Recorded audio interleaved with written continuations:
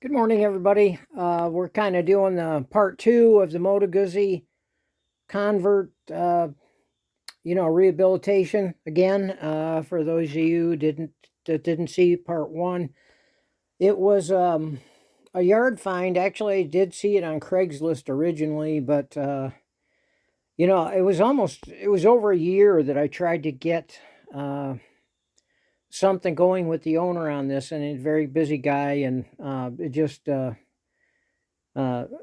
Finally got I've finally got him to sell it to me, or rather give it to me, which was really nice of this gentleman. I mean, it was sitting in the front yard. Had been sitting in the front yard, I don't know how many years, but the tires had sunk down into the mud up to the rims, and as you can see by a lot of the bright work, it just it really took a beating sitting out there in the yard, obviously. But I mean, I just love these old Moto Guzzis, and it's definitely worth saving. I mean, for a Moto Guzzi, typically, they have higher mileage, but this actually has 26,000 miles on it. And, you can tell by looking at it, there's some things that have been hacked up a little bit, but basically it's in very original condition. Not too bad. I've seen a lot worse. The worst part about the bike is there was a cover on it, but the cover was all tattered and torn from the years sitting outside, and it was sitting on the kickstand. And so what was happening is uh, water over the years was running down these cables, the choke and the throttle cable, and these rubber grommets were, some of them were gone, some of them were cracked, and water basically finds its way down the cable into the carburetor and into the foot bowl. And so the left-hand carburetor in particular was really bad. It was all oxidized on the inside from the water. The bowl had filled up with water. The choke, the plunger, there's a plunger that when you activate the choke, this plunger comes up in the bore and allows fuel to enter into the throat of the carburetor. Well, the plungers were stuck down in the bores from the corrosion expanding against the plunger. And so these carburetors were a lot worse than what I normally see. I had to keep heating this bore and hitting it with penetrant, heat the bore, hit it with penetrant, and over about 3 days, I was able to grab the cable with some needle nose and apply gentle pressure while I was doing this over a few days. And eventually I got both of the choke plungers to come out. But you have to, these carburetors are extremely expensive on eBay to replace. I had a bunch of Dremel tool, very small brass brushes that I had to buff the body of the carburetor, the bowl out, the interior, the underside of the carburetor in here. Of course, the whole carb had to be rebuilt, new gaskets, new O-rings, and so it took time with these carburetors because they were in such sad shape. I'll show you the other carburetor over here. Same thing with the other carburetor. They do have fittings that there's a crossover fitting on these carburetors that goes to the other side, so you can feed gas into one side and it'll actually feed both carburetors. When I get the gas tank back on, of course, this will go to the right side fuel tap, and then there's another one that'll go to the left side fuel tap over there. I took the time to set the timing and set the gap on the points. Again, I had in the earlier video I made, there was and might be the reason why it eventually was the guy riding it, is because one of the condensers had gone bad on the distributor, and also this kill switch. Now, it could have happened when it was sitting, it could have shorted out, but this kill switch was shorted out here again, and I didn't have any power to the coils because I had power going into the switch and no power coming out when the switch was on. So I just, jumped the switch for now. I can always put a toggle switch on it. I mean, there's a key anyway, in any event. The switch is for an emergency. If you, I don't know, for whatever reason, you couldn't get to the key. But, I mean, it's not, it's a good idea to have the kill switch just for safety reasons, but it's not necessary. You know, if you put the key, jump past the kill switch, obviously, then you've got, then I got power to the, you know, the ignition, the points, everything else. When I fired it up, I mean, as I expected on these bikes that have sat for a long time, especially, I mean, years in the yard like that, you know, the one nice thing about it is it had good compression, and I've got a very small battery in there in comparison to what it should have. So, but it's been turning it over, but it's hard to see, but you can see the stuff that got blown out of these pipes. You know, I mean, I covered my other Moto Guzzi, and it's still. I put the tarp behind it. I thought, oh, that should do it, but I mean, it's even on the gas tank here. So, I mean, the majority of it didn't get in the air cleaners or anything like that, but the other convert needs a wash, and obviously I have to, the shop is a mess because of this rust that has blown out everywhere out of these old pipes. I do have a set. I actually drilled these out because you can imagine a V1000, you know, everything trying to come out of almost like a 1-inch hole. These bikes have been choked off, just something terrible. So I've opened the pipe up here just to get, you know, let the thing breathe a little bit. I've done it on my other convert as well. I have a set of aftermarket Valtech, you know, mufflers, exhausts, if you will, that really sound much better. I'll end up probably putting them on this convert over here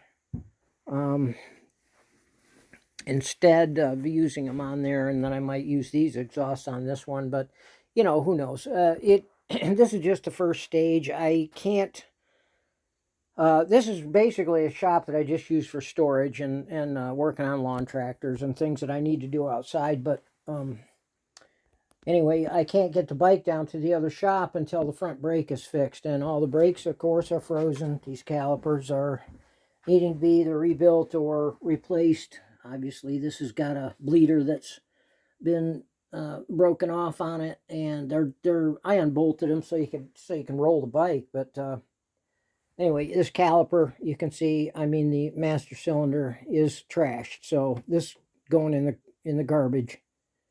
And we'll get a new master cylinder. I may even have something I can use temporarily and rebuild the caliper and or get a caliper. They're not cheap, that's for sure. Any of these old Brembo parts are not. It's just not cheap. I'm sure that the you know, the rear master cylinder is in the same condition as well as the rear caliper. It's got the old style fuses like I used to.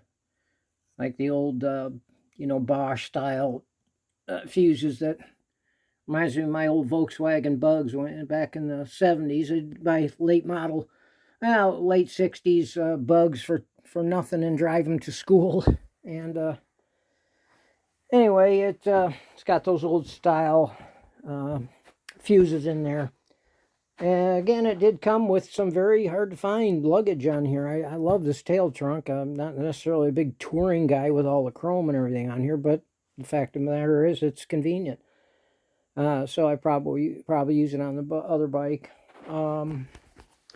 The spoked rims, the Barani spoked rims, in my opinion, are much better than these cast units that you find on the later models. These cast units absolutely weigh a ton. And it does affect the handling. I mean, it's not as if they, you know, you can move along on these bikes, but you know, the lighter the unsprung weight, the better. And so I'll do what I can to save these. You know, when I peel these rotten tires off of here, of course I'll try and get the spokes true the wheels up, but of course the nipples obviously are usually going to be frozen and rusted. So you know, it's like a pretty big deal just in itself, heating the nipples up with a little torch and penetrant and trying to get, otherwise I can cut the spokes right out and respoke them. I mean, I've redone wheels many times, so I don't know. We'll see. You know, the thing about this bike is, you know, it's one of those bikes. Yeah, I can't let it go, um, just because. I mean, I just can't do it. I got this thing about old bikes, and it just kills me to see them rotting like that. And so what I'll do is, you know, get it running with the least amount of money possible. Make it safe. Make the brakes work. Make sure it's running well. You know, so far, I mean, the transmission seems to be working fine, and you know, the automatic transmission seals a lot of times will go on these, and that's yet to be seen. But I see nothing dripping, and all the gauges and gear goes forward. You know, some of you guys that know Moto Guzzis will. These early 76s had a propensity to the flywheel was a little bit different design. Can't really see it here. Let me see. But it had the later models had a heavier one-piece flywheel. These early ones had a stamped flywheel, and it was lighter. You know, it was much lighter than the later model, and you know, a little brisker acceleration with this early flywheel converter setup.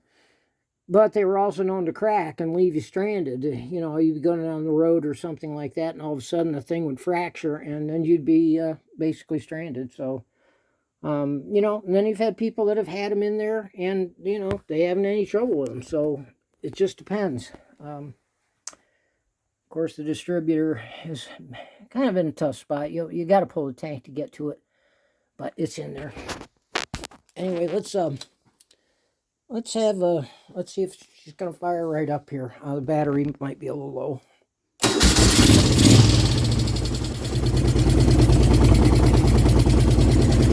Well, and again, I tell you, that's not too bad for a bike that was sitting outside for years.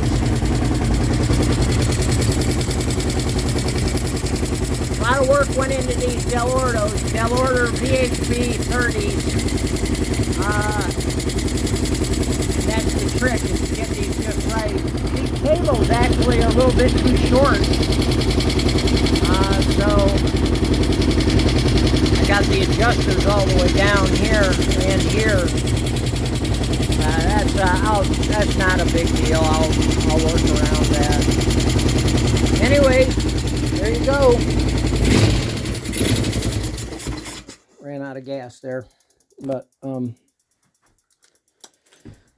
so pretty happy with the way it turned out, and got a lot more work to do on it, but there you go. There's part 2, and it's running.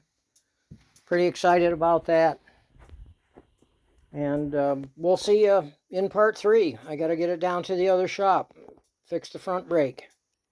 Thanks for watching.